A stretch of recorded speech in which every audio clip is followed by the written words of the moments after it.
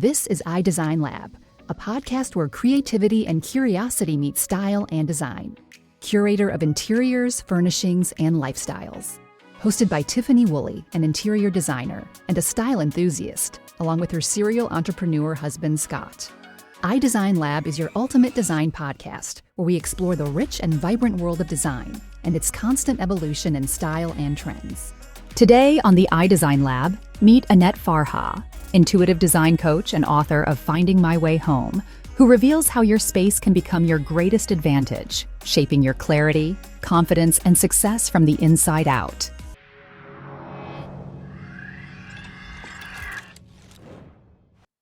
Welcome to the iDesign Lab podcast. Today we are joined remotely from Kansas by Annette Farha, who is an intuitive designer. I'm excited to dive into this conversation and learn about her method. She's also an author. And welcome, Annette, to the iDesign Lab podcast. Thank you for having me. I'm excited to be here.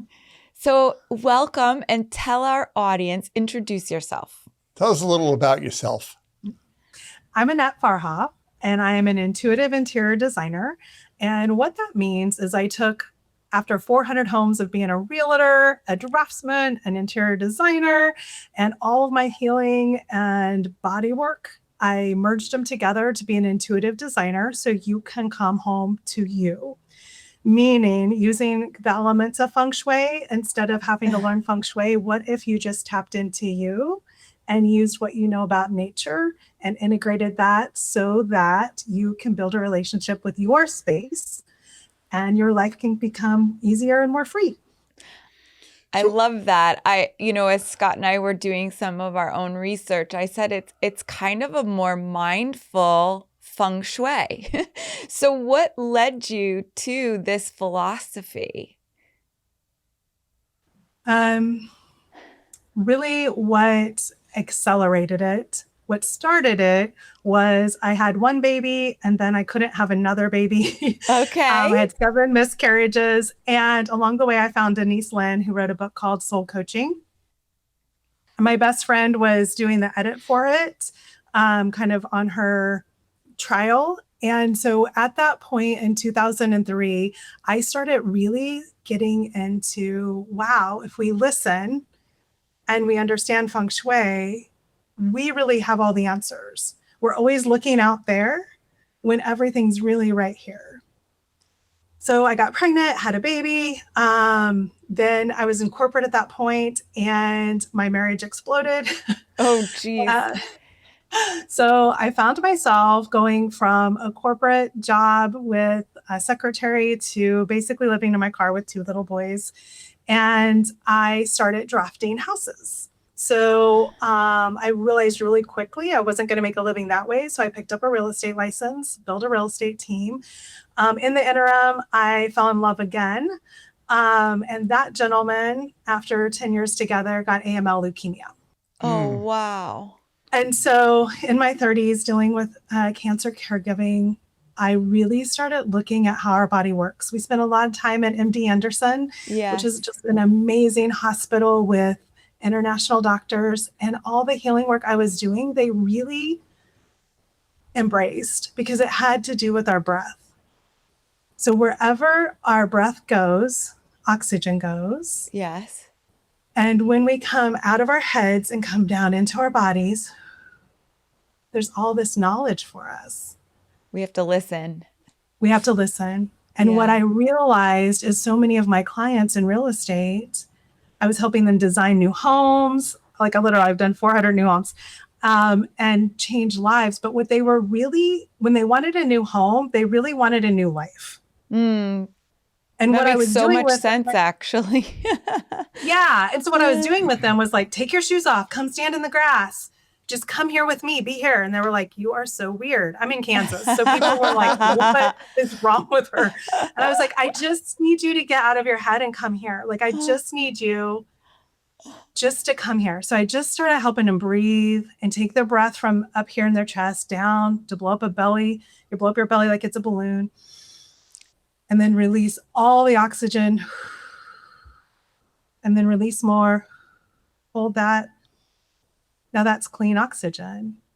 And just that alone, how do you feel now? Clear. And from this place, now let's design your home. I love Do you see the that. difference? So it's almost starting like with your guru and meditation, am I saying that correctly? Yeah, so I never used meditation. I never used feng shui because I'm in Kansas. I Right. just used, hey, can we just slow down your breath? Right. So I did a lot of work with preschoolers and kindergartners because of my kids' trauma from the divorce. And I just used what I learned with them Simple. with adults. Simplicity. Yeah, like let's not make it hard. And I take just it need down you a to come notch. back Life home. can be so hectic and there's so much noise. You are just...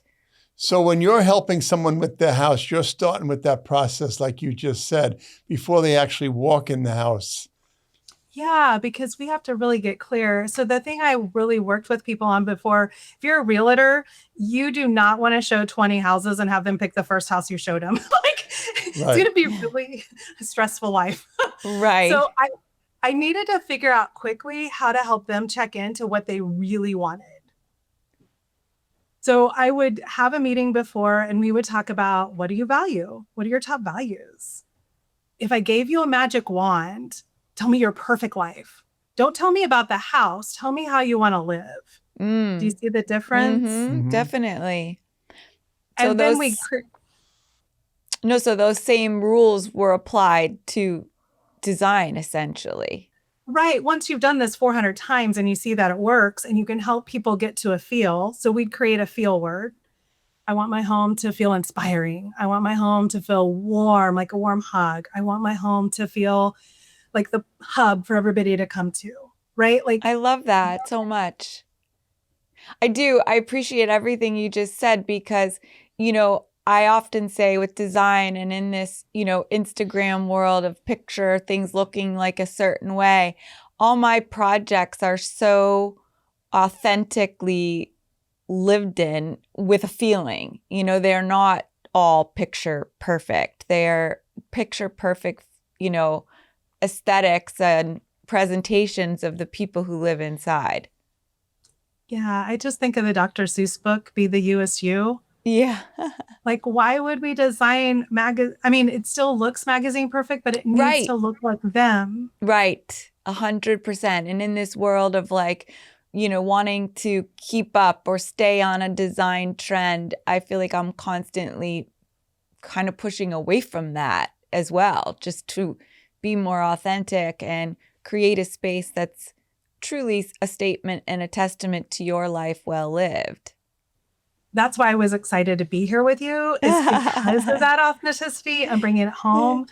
I feel like we live in a marketing world where Yes. it's like, hey, I've got the blue pill, I've got the answer. Yes. And I'm like, I'm 52 years old. I've done over 400 projects. The answer's never been out there. It's always been helping them come inside Yes. and really feel into what would be so nourishing and helpful to them. It's so true.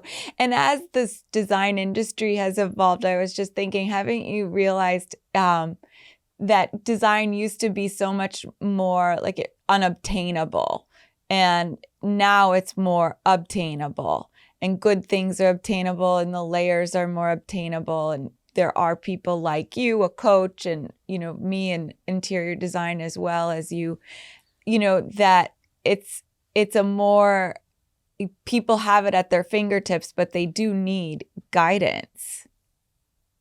Yes. And they need to learn to trust themselves, right? Yes, that's a Our huge favorite part of the clients- process. Right. My favorite clients are the ones that are like, oh, I love that. I hate that. Like, Right. because I'm like, we could keep moving. The ones that are like, I don't know, are like, okay, let's step back before we start picking things and let's get clear on what feels good to you. I love that. It really is a process.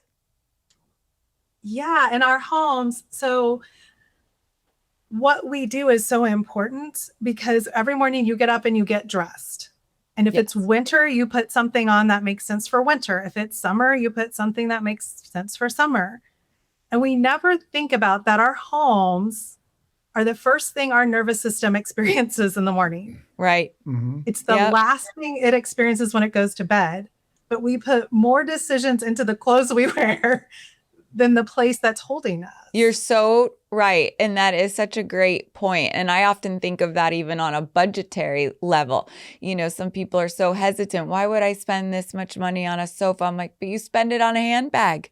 It's where is the value? And I feel like we need to value our home more because of exactly what you're explaining. Yeah, when you think of your kids or your husband who's sitting beside you, you work on that relationship, right? Yes. Like if you don't, your garden gets all weeds and it gets overgrown. So we are in relationship with our homes and our spaces, whether we want to be aware of it or not.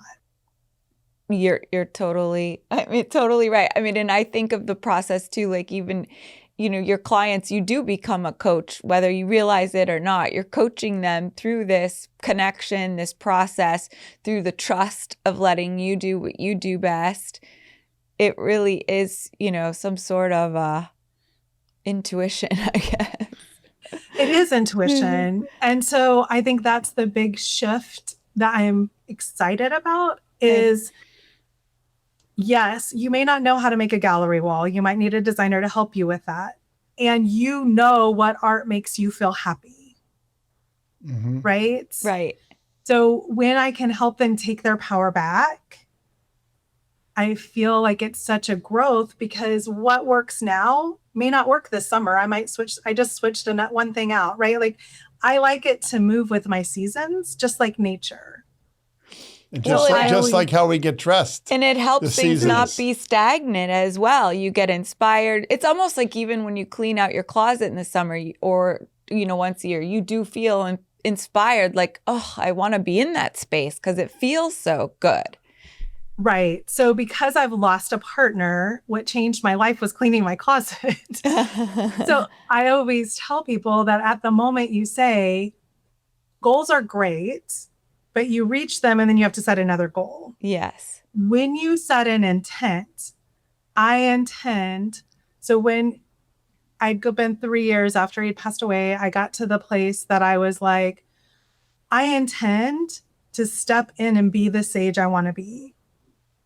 And so when I looked through my closet, all I had was black. Like I had just been trying to hide for so long. Oh, wow. I wasn't showing any of my magic, which I'm so colorful. Right.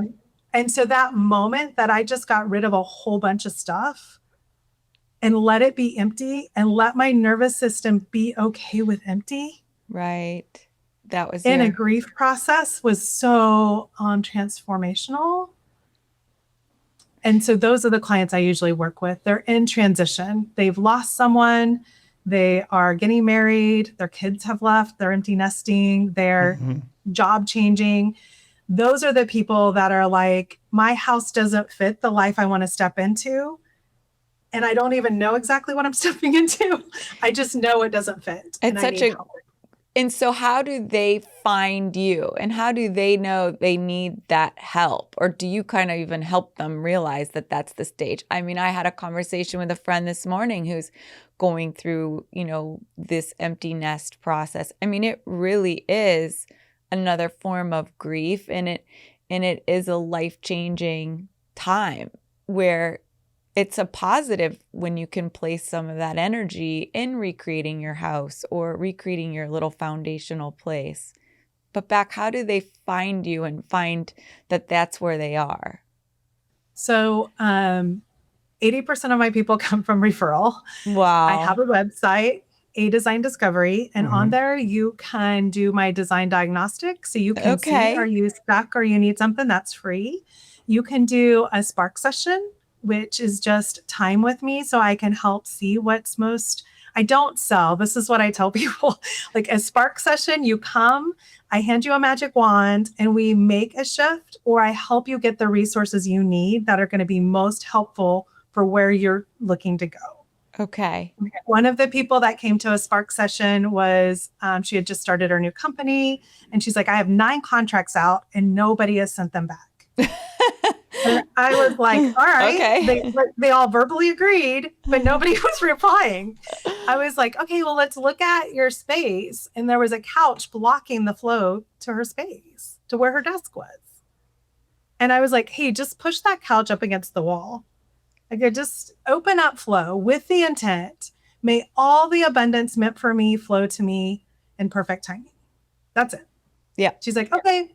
So the next morning she emailed me back and was like, hey, all my contracts in this morning when I woke up. I was like, yeah, you were just blocking yourself because she was scared, right? Like, she has a new business. So it's so exciting to get the contracts, but you get the contracts and it's, you got to do the work. And then you're like, oh no, I know I can do it, but I haven't done 9 at once.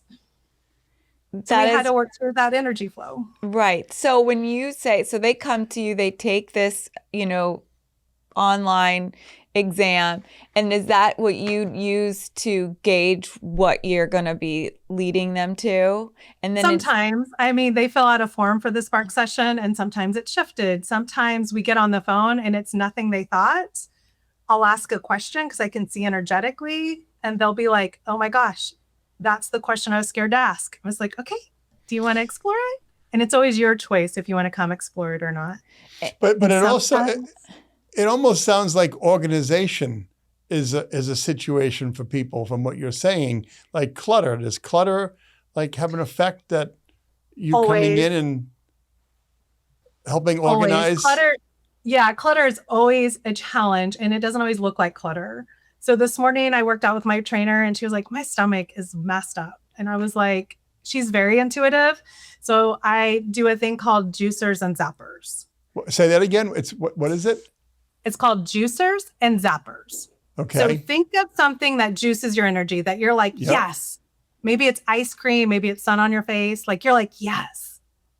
Now feel how that feels in your body. Like, oh, right. Now think of a zapper. Maybe it's your mother-in-law yelling at you or something like that. I don't know. Yeah. And you're like, that has a different feel in your body, right? So now if she was having a stomach issue, I'm like, health is always the center of your home. So I said, take a box, go to the center of your home, just close your eyes and just feel all the objects and feel what feels like your juicer versus your zapper. Put any zappers in your box. And I said, you can leave it on the counter till your spouse gets home and you guys can go through it. And so she texted me and she was like, oh my God, I can't believe it. I had these candlesticks from my first marriage. I hate them. Why are they here? They're in the middle of my house. She's like, I literally got rid of them and I feel so much better. I was like, okay, that was it. Done.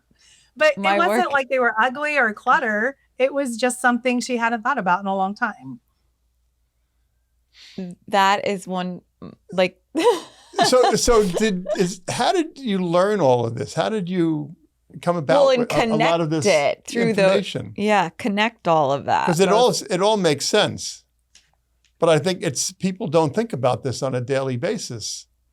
I know. Or weekly or monthly or yearly. Do you ever feel like the life you've led, the reason you do what you do, it's because of all the experiences of your life? Have you ever felt like that?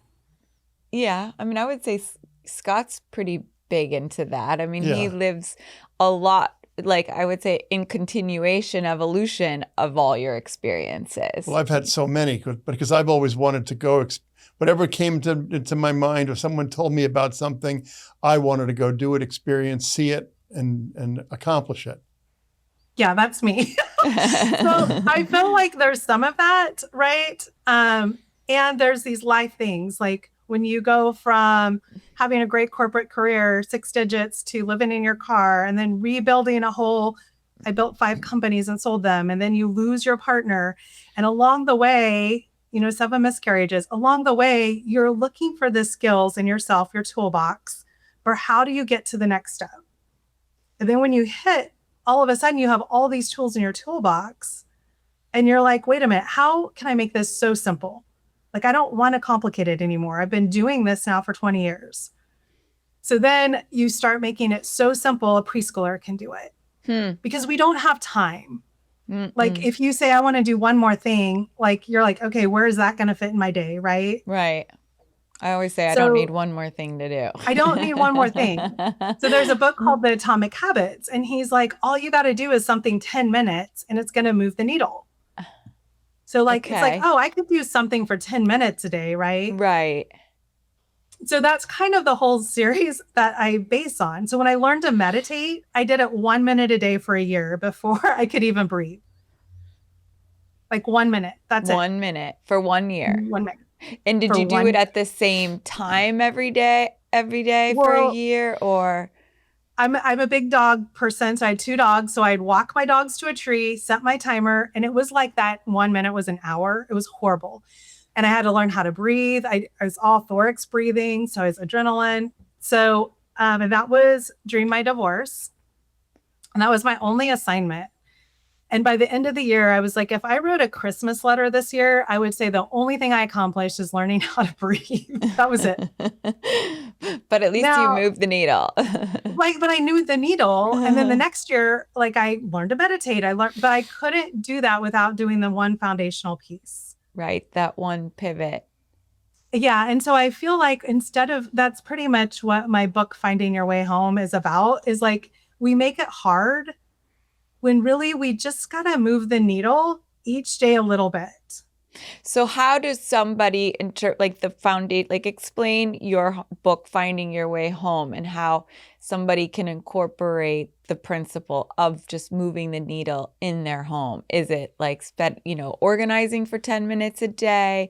Is it decluttering? Like, what is the founding principle? The first thing is to breathe. So you keep going back to your breath. You do. You have to know that you're in your body. Yeah. Anything you do from your head is like the blue circle of death on your computer, because your brain is here to keep you alive. Mm-hmm. So it's always going to continue to do the things it knows. It may be good for you. It may not. It doesn't care. It's keeping you alive. Mm. So the first thing is you just have to breathe and be like, oh, can I feel my feet? Oh, are my shoulders down? Oh, okay. Okay, I'm here. Okay. There's 7 exercises in it. One of them is know your values. Mm-hmm. What do you value most? You pick 5. And then you have like a barometer of, is this important to me or not? Right. So there are super simple things that you just keep using and integrating so that you keep coming back to what's important to you and what matters most. And you can change any of them anytime, right? Right. You're in control of that. Yeah. And only when you start looking outside going, I need a blue pill to fix this. Whoa, come back. To the breath. To the breath. What's your most aligned next step? And don't worry about the whole staircase. We live in, were you familiar with Harry Potter world? Yeah. Sure. Yeah. So I feel like we live in a world where our staircases are always moving. So we're like, okay, we got to figure out the whole staircase to the top. And then we take 3 steps and our staircase moves. And we're like, wait a minute, now what? Yes. So not that you don't want an end in mind, but you don't want to be attached to it. You just want to be like, I took the next best step. Yes, me. And just those simple things. So how does one correlate that to the home? Because obviously I feel like what you're saying is so important in every little aspect of our life. I mean, like when I say intuitive, like we intuitively eat, you intuitively exercise, your sleep, journal. I mean, every day in business, you intuitively make decisions. How is your process turning it back to the house, to the life? So how we do in our homes and in our lives is we feel, function, and flow. So at any point we're stuck in a feeling, then we need to move through that. And we might look at our house. Our house will give us love letters before our body. So there'll be a place you pile things. You'll see a pile collecting. For us, I know when my husband wants to talk to me, his connection corner in our bedroom, piles full of crap, because he knows when he talks to me, I'm going to be like, okay, let's keep talking. And he just wants to talk and be done. So I'll be like, our house is giving us this little nudge that we need to have a conversation. You may get to a place like right now, I made this spring. This was like lots more dark colors and kind of cuddle in colors. Moody. Because I really hibernate in the winter and then I come back out. So you might feel like, ooh, the house feels, it feels heavy. I come home and I feel heavy. So I always tell people the first step you take into a room is the most important. And the reason it's most important is because you're determining, how does my body feel? Mm-hmm. Is it feel in alignment with how I want to feel, or is it out of alignment? I feel sticky. I feel like, ooh, I don't want to be in this room. That's at the moment, that room needs a little love. So, does that make sense? Yes, totally. And like, so for example, I have something I'm like thinking of as you're saying all this. Like, so if somebody buys a home and it's a lot, it's kind of a money pit, but you see the potential and you're excited about living in this neighborhood and, you've met nice friends. Like, there's so many positives, but the house is like, needs an overwhelming amount of work. And obviously life is busy and you have to allocate money to, certain priorities, and you want to do the trip and your child needs this music lesson. And how do you integrate your philosophy with not feeling so stuck, but also overwhelmed, but being able to obtain those like challenges that this house possesses? I just did this with a family in Dallas. They got 22 days back in their lives by moving closer to where the kids were in school and doing all their activities. Okay. But to do that and stay in their budget, we needed to do a house that we could remodel. It couldn't be ready. So we need to finish the garage. So what we're doing is what's most important to them is health. They were having all these health issues. So we looked at the middle of the house and made sure that the health part, which was the kitchen in this house, is exactly what they need. Then I was like, okay, that was easy because that actually had been remodeled. So I'm like, okay, that's good. Then their next big thing was making sure they had connection, family time, that everything. She's like, my kids are only going to be small for a short time. I don't want to miss this time. So then we looked at their family area, looking at the Bagua. And we focused on that area. So right now we have everything flowing. We need to remodel the laundry room and we need to we need to bring the bedroom, the garage, make that their master suite. Okay. So that's a big task. That's a big task. So we are in the process of getting all the remodel bids and seeing, we already had a remodel look at it before they bought the house. So we're in that process now, but we kind of had to step it up. So I started working with them to sell their house back in July. They got into their new house in November, and now we're just now looking at the remodel part. So we just kind of do step by step based on what their priorities are, what they value most. Mm-hmm. Because it's really a totally different philosophy from designing, remodeling a house than what we go through. I feel. Well, and it's funny because as I'm listening and hearing and even engaging in this conversation, I'm like thinking of so many clients and little things I'm dealing with myself. So for example, yesterday I went and met with a possible new client and they have great taste. They have beautiful pieces. And they merged, this was their second home that they came for a vacation, which has now become their main home. So 2 different style houses are now merged together. And they are so like stuck. Like they had a space. And it's kind of funny because I kept saying, you have great pieces and you've been looking at it for so long and you realize what you've lived with. And it's funny because they actually called me a year ago and now they're calling again. And they're just like, we haven't done anything and we're just not enjoying this space and this house and we need help. So it's so interesting that we're having this conversation today because I said it's kind of like a kaleidoscope in a way. My process is still the same. I take all your pieces. Obviously, this floor plan is what it is. And now we're going to like reimagine it to breathe new life into it. Yeah, yes. And what you're noticing is they say they want something new, but they want something new by staying in their certain place of what they know. Right. Right. And so it's this gap that you're like, so one of the things I found to be most helpful and makes people absolutely insane is we are going to take out, this is when I do the juicers and zappers. Like anything that isn't I love and perfect, we are just going to remove. I use the pods in the driveway. That's and they're good. Like, but it's my stuff. I'm like, I get it, but we just have to open up space and flow so you can see it in a new way. So I call it the time capsule and I put it in there for 2 weeks and then I come back with this space with much more openness with only what they love. And I'm like, okay, now what did you miss? What are you like? Oh, I can't wait to get back out of my time capsule. I know it sounds strange, but it's the nervous system. It's our bodies trying to keep us alive and safe. And so we have to work with it instead of against it. Is kind of what I'm noticing for people. Right. And so how do you get them to that place where they're ready for a pod in the driveway? I mean, what does that process look like? Yes. This gap, you have to really make them uncomfortable. Like, you talked to me a year ago, you've called me back. What is the pain? Right. So if you stay like this for another year, what will your life look like? Right. I don't think now, it'll if look you any have, different.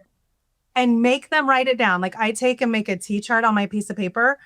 Like, here's what it's like if we stay where we are. Tell me all the things. And I just keep writing them down. Then I'm like, okay, now let's imagine this house that feels so like you. What do you want it to feel like? And I talk through that. They give me their feel word. I'm like, okay, oh, I can feel it. Can you feel that? I make sure they can feel it. Then I'm like, okay, in this house, tell me what your life is like. And then I make that list. And then I show them the list and I'm like, which would you like to have next year? It's your choice. Right. It's true. And they have to commit. So are you committed? Is this vision of what you could have so good that you're going to commit to the pain it's going to take to get there? The pain is short. Right. But there's going to be pain. I don't have the magic wand of this is just going to magically. Do you discuss budget needs and all of that too? I mean, how does that, like, because a feeling like you can't put a cost on that freedom. So at I some don't point. I don't talk about a budget till we're clear on what they want. Gotcha. Now, when we're clear on what they want, and if they want to commit to that, then I'm like, okay, what would be your perfect budget? Okay, what's your maximum budget? Right. That's yeah. Right. Yeah. And then absolutely. I'm like, okay, so for your perfect budget, we are only going to be able to let some things go. That's all we can probably afford at this point because you guys are struggling with that hard. So do you want to dig deeper and figure out why you're struggling? Because you say you want something, but you're keeping yourself where you were. And that's painful. So how do we want to spend our resources? Because usually they give me an ideal budget that's totally unrealistic. So I have a question I have to ask, and I ask it because of clients that come into our business. Husband and wife comes in. You must have some couples that the wife or the husband is very in tune and loving and hearing in what you're saying, but then one of them really doesn't really care about the feeling and so forth, and it's just dollars and cents, and this is what I like, and this is what I want, and I don't care. Do you have that? How do you deal with? Oh yeah, all the time. I call it designing for the sexes. So usually the one that's all about numbers, they're there because they want to make their spouse happy. Right. So how I approach it is I'm very budget oriented. So when I did all new construction, I actually had a program that was like Amazon, where you put stuff in your cart and you decided how much your house cost. So I developed a system like that so that you had all the control on the cost of your house. So I'm very budget conscious. Wait, explain that. I don't quite understand what you meant by that, by putting it in. What are you putting into the cart? Like a second floor goes in the cart or? Yeah.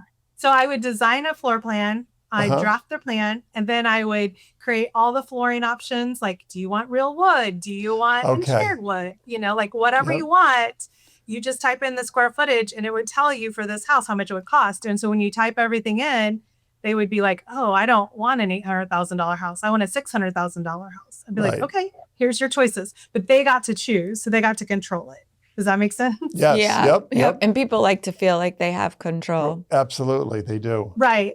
So what I usually tell my budget person is tell me your budget. Tell me if I could guarantee I will make your budget, whatever it is. Are you willing to come with me on this journey so your spouse can be complete and feel in love and create the space they want? And usually the budget person is like, you promise you won't go over budget? I'm like, I promise.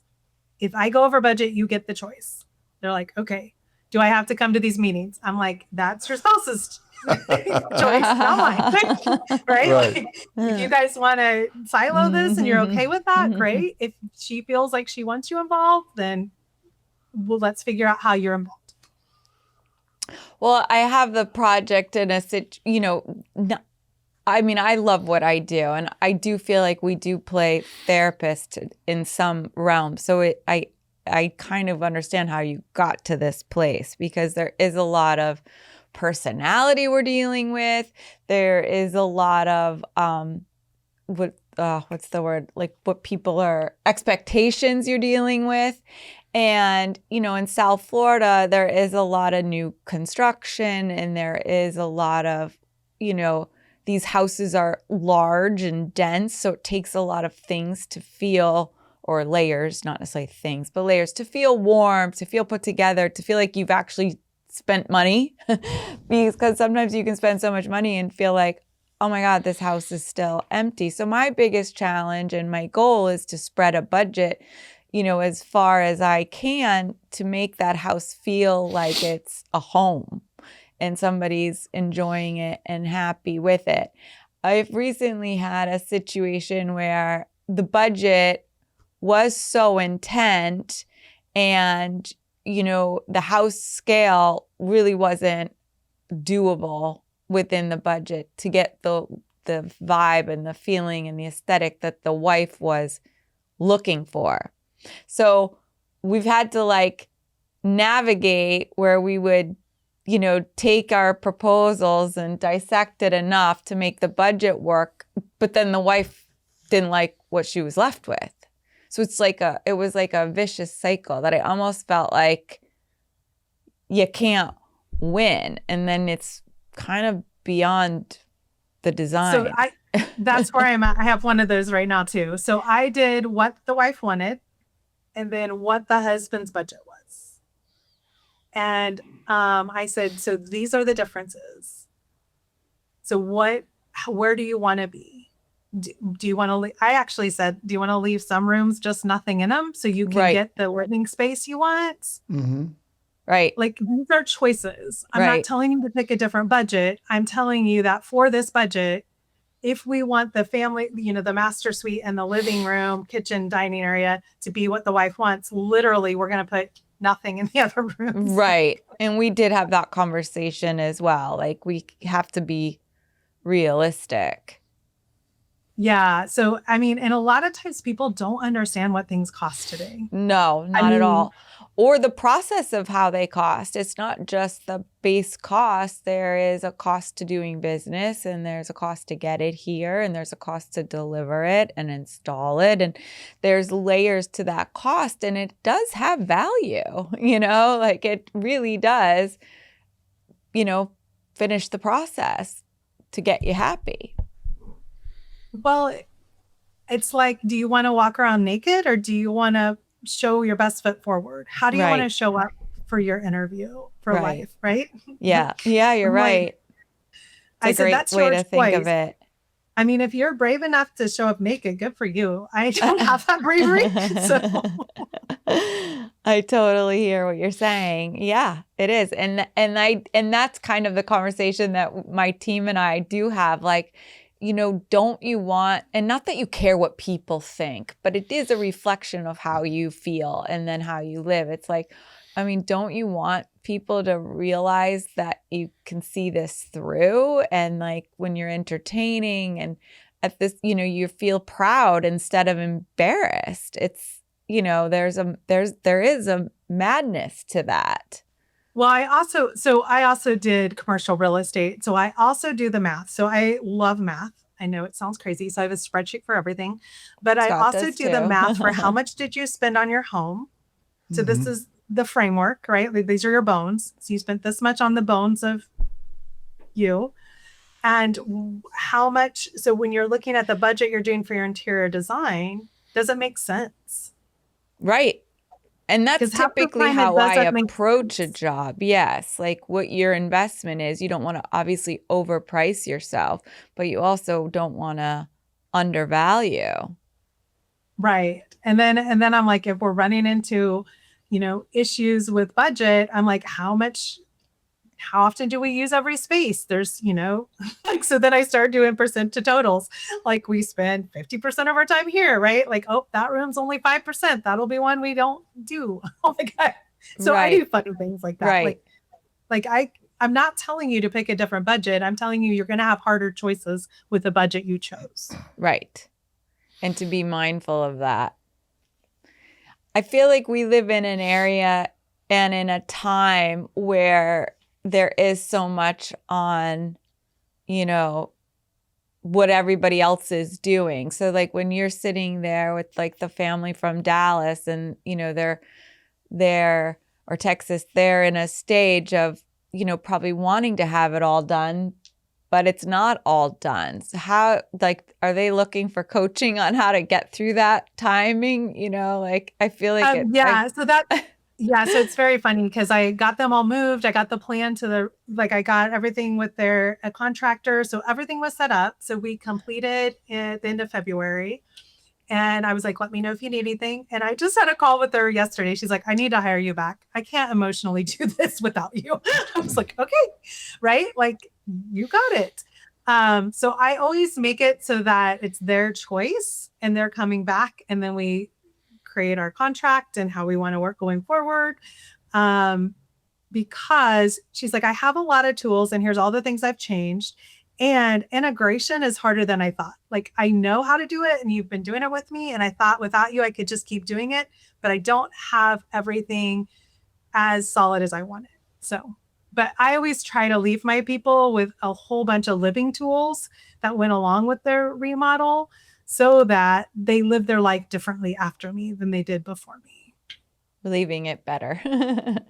That's my hope. Yeah, is like, for sure. And I teach them to play. Like, if we can't get all the layers we want, how are you going to play and add layers when I leave?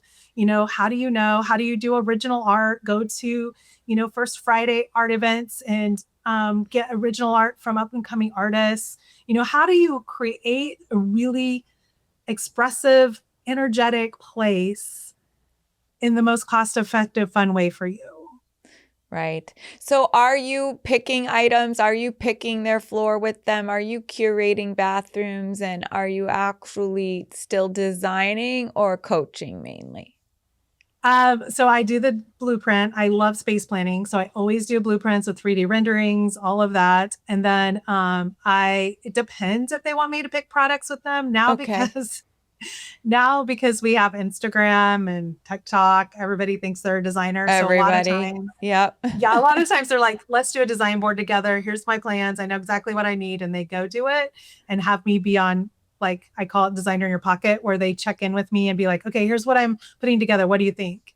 So sometimes we'll do it that way. Sometimes they'll want me for the whole process, but it's really up to them how they want to do it and what's most supportive for them. As long as they keep checking in.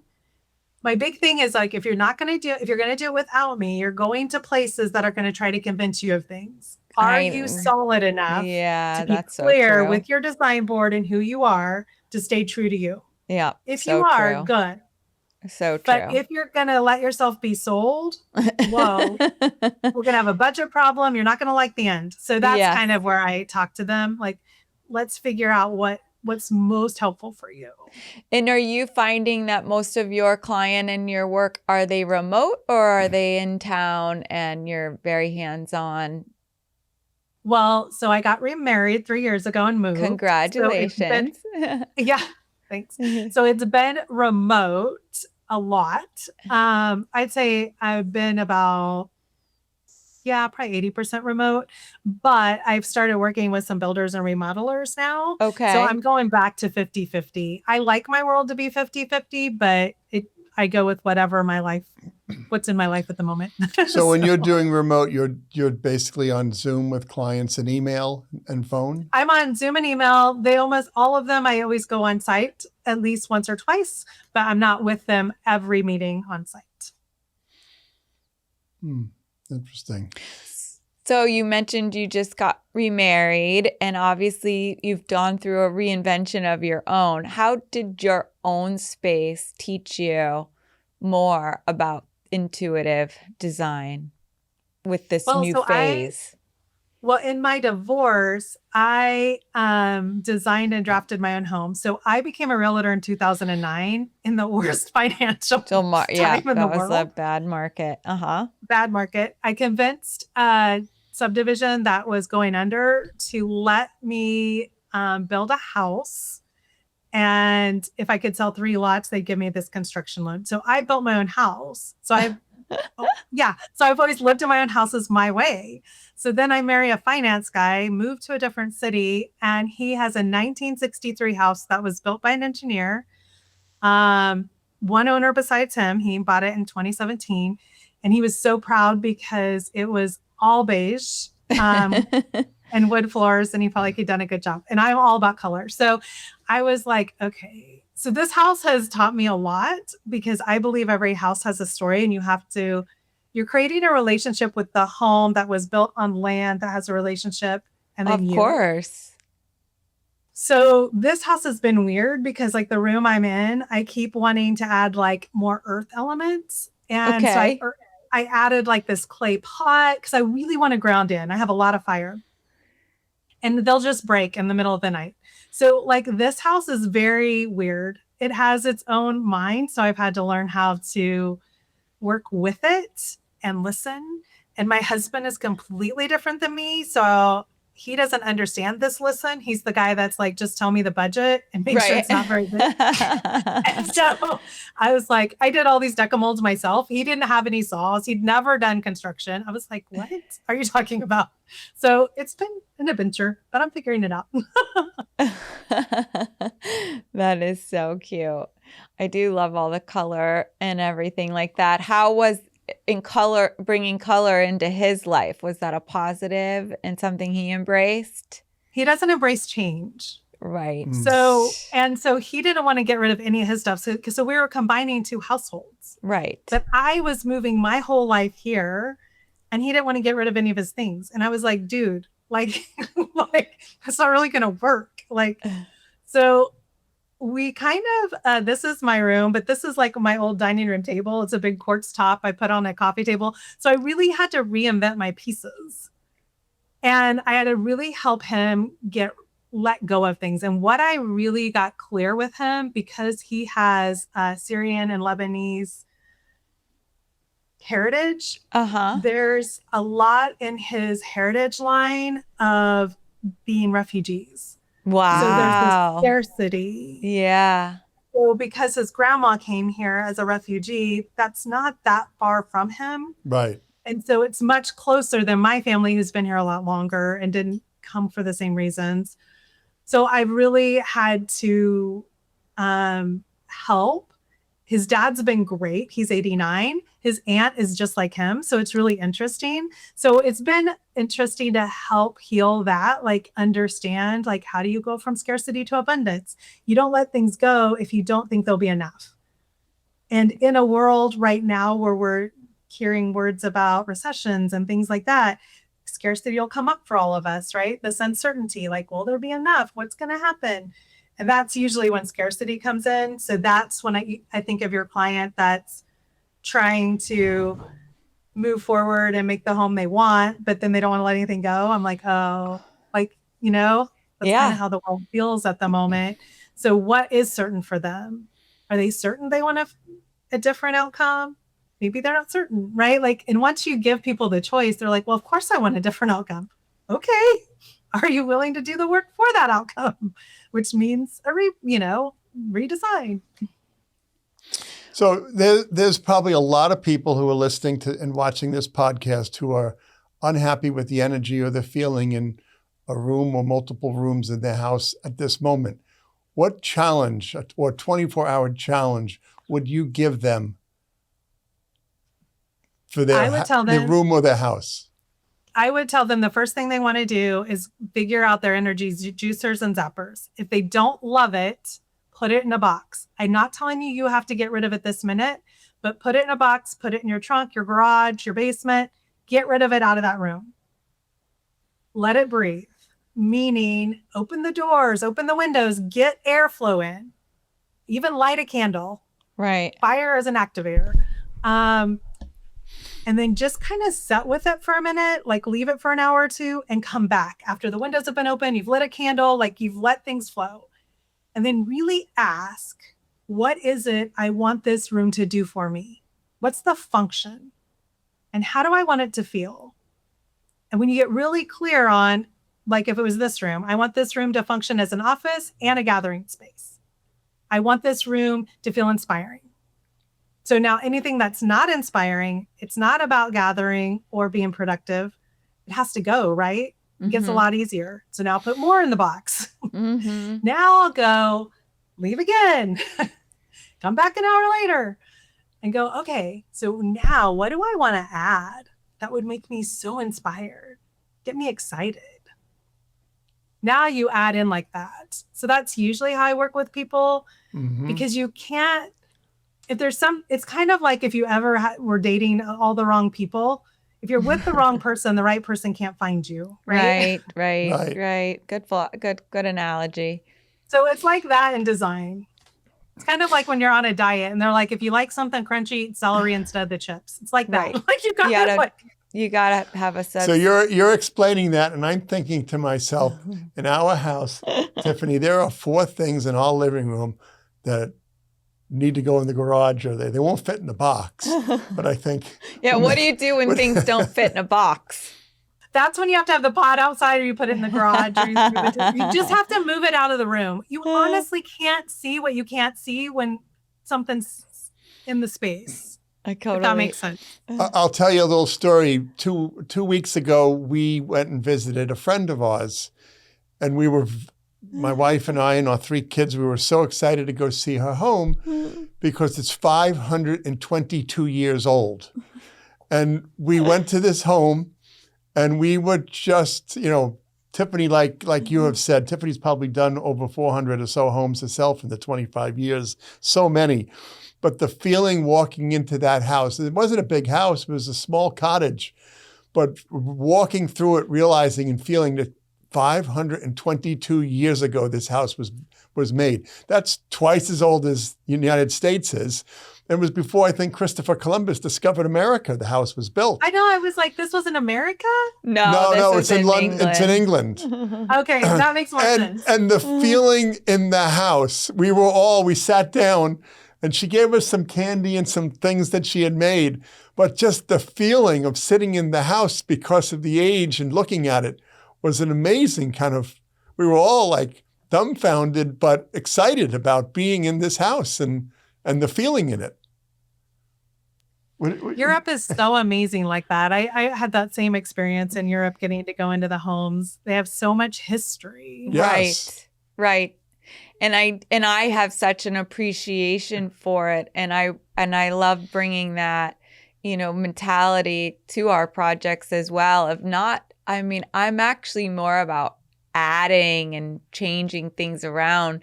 Obviously, getting rid of things that are not serving you makes perfect sense. Yes. But I definitely love the things that, tell a story. And I feel like those are important not to lose.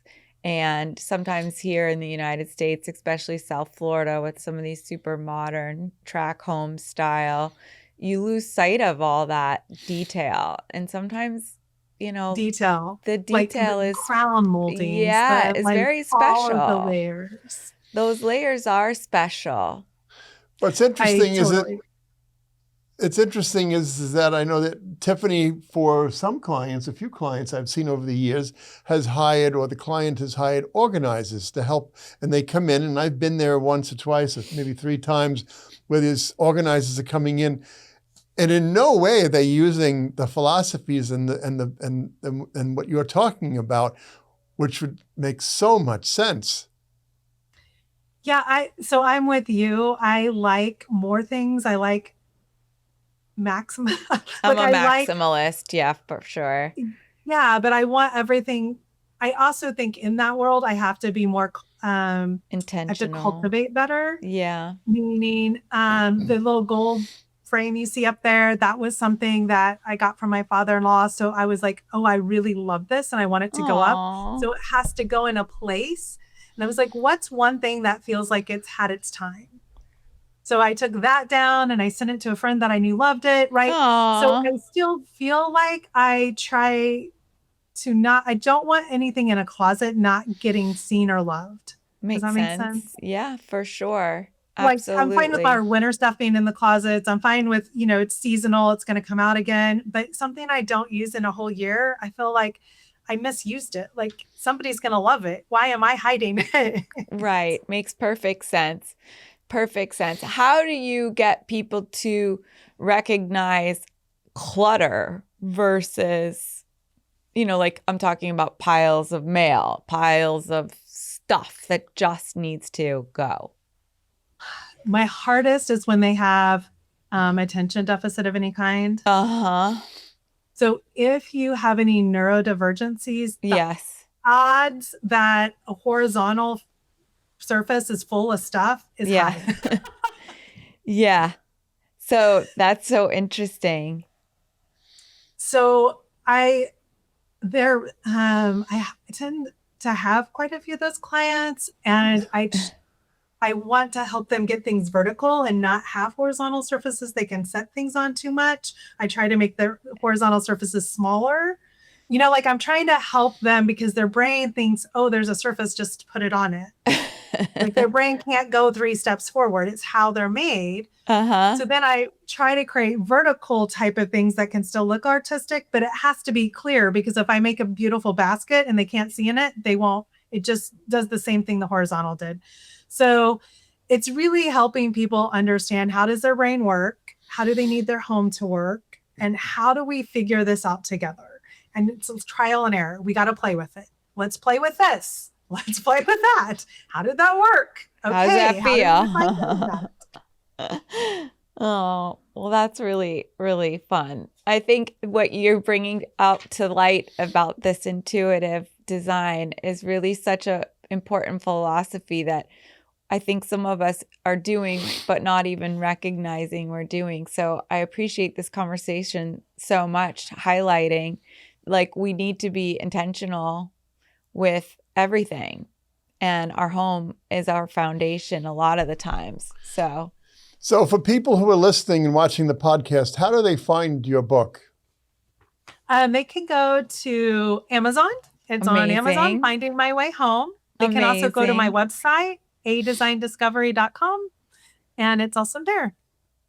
And are you, I know you're on Instagram, so do you want to share Instagram and any other possible ways that people can follow you?